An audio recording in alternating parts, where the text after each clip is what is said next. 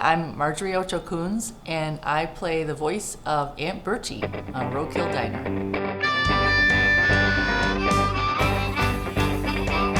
That's my Nana's award-winning recipe, and he doesn't like it. It's a bunch of girls and singing about how a man that did them wrong, and then they slashed their keys into his pickup truck to singing some electric guitar. That ain't ladylike. So how I got into acting and then also voiceover, way back in the day, I was Emily in Our Town, and I loved that role. And then in college, I became a DJ. I worked at a radio station, all that sort of stuff. My show was just jazz from like midnight to 2 a.m. And it was WESN in Bloomington, Illinois, 88.1, totally off the dial. I don't know if I had any listeners. The phone rang once when I played Stanley Turrentine, and I said Turrentine, and the guy called up and I said, I have a listener! Don't nobody say a word to him.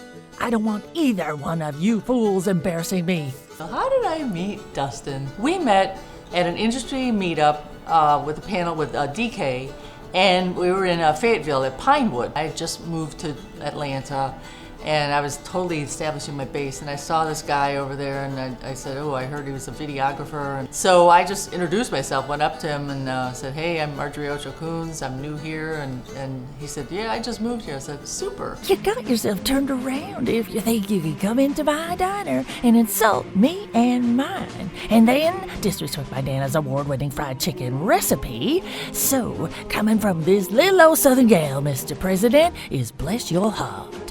Because you ain't my president no more. So my thoughts about Aunt Birchie, she's a pistol whipper, a glorified biatch, and you just don't want to mess with her. I love playing those kind of double standard roles, so I really had more fun trying to really find the soft spot in that wicked woman. I didn't try to sound like what I think that would be. I just kind of felt like I was about 20 years older than my own natural voice, and that I smoked like 5 packs of cigarettes a day and didn't gargle. I'm a kaleidoscope of culture, so I produce a lot of public art all over the world. I also am a body painter.